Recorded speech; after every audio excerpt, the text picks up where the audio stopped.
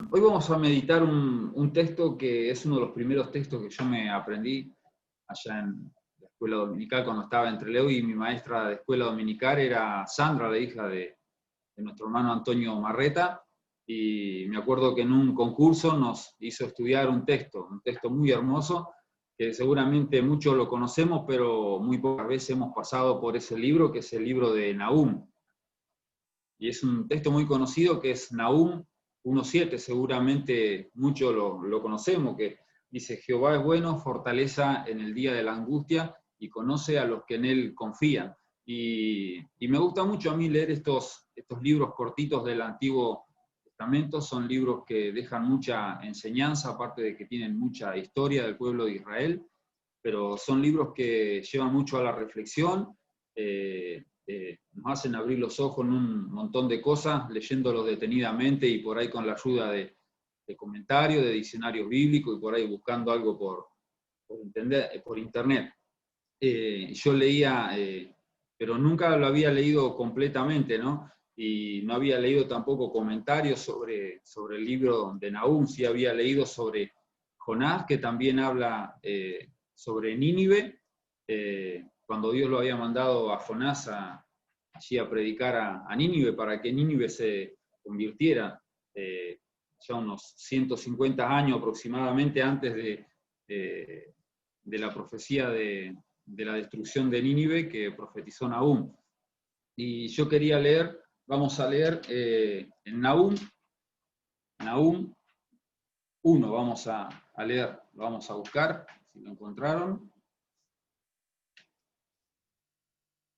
Nahum 1. En el versículo 1 dice: profecía sobre Nínive, libro de la visión de Nahum de Elcos. Dice: Jehová es Dios celoso y vengador, Jehová es vengador y lleno de indignación, y venga a sus adversarios y guarda enojo para sus enemigos. Jehová es tardo para la ira y grande en poder, y no tendrá al inocente por culpable. Jehová marcha en la tempestad y el torbellino, y las nubes son polvo de sus pies. Él amenaza al mar y lo hace secar, y agota todos los ríos. Basán fue destruido, y el Carmelo y la flor del Líbano fue destruida. Los montes tiemblan delante de él, y los collados se derriten. La tierra se conmueve a su presencia, y el mundo a los que en él habitan. ¿Quién permanecerá delante de su ira, y quién quedará en pie en el ardor de su enojo? Su ira se derrama como fuego, y por él se hieden las peñas. Jehová es bueno, fortaleza en el día de la angustia, y conoce a los que en él confían. Y yo leía esta porción y meditaba y pensaba qué quería decir Jehová, ¿no? ¿Qué quería decir Jehová con esta revelación que escribió Nahum, ¿no? Que estaba hablando de la destrucción de Nínive, pero ¿por qué había pasado esto? ¿Por qué habían llegado los ninivitas a tener que ser destruidos, a que Dios tenga que tomar esa decisión de destruir Nínive? Si vemos bien y buscamos un poco de historia, podemos ver que Nínive fue destruida allá por el año 612 a.C. por mano de los babilónicos y de los medos. Pero ¿por qué llegó a esta situación? Si nosotros hacemos un poquito de historia y leemos en el libro de Jonás, cuando vemos que Jonás, él quiso, en vez de ir a Nínive, quiso ir para otro lado. Pero si nosotros empezamos a leer un poquito, podemos ver que el pueblo de Nínive era un pueblo feroz, era un pueblo muy malvado, muy pagano, tenía muchas prácticas paganas, aparte de que era un pueblo grande, porque se calcula que tenía más o menos unos 600.000 habitantes, de los cuales el 20, el 25% eran niños. Entonces era un pueblo muy malo, era un pueblo que asediaba a todas las regiones y principalmente al pueblo de Israel, ¿no? El pueblo de Israel estaba siempre muy atemorizado. Es más, allá por el año 700, 705 más o menos, Jerusalén estuvo a punto de ser tomada por los ninivitas, ¿no? Por el pueblo de Nínive. Entonces era un pueblo que su maldad era muy grande, por eso es que también Jonás, en vez de ir a Nínive, donde Dios lo mandaba, Jonás agarró para el otro lado, pero por sobre todas las cosas por temor. Y después, bueno, conocemos la historia y todo lo que le pasó a Jonás, ¿no? Y por qué llegó Dios a tener que destruir Nínive. Y si nosotros vemos, Jonás, el pueblo de Nínive se arrepintió, se convirtió cuando después Jonás le predicó, pero ¿qué es lo que no hizo el pueblo? Seguir hablándole a sus hijos, a sus nietos, pasando lo que Jonás lo que le había enseñado, todo lo que ellos se habían convertido, el pueblo lo dejó en el camino y volvieron otra vez a sus prácticas paganas, sus prácticas idólatras.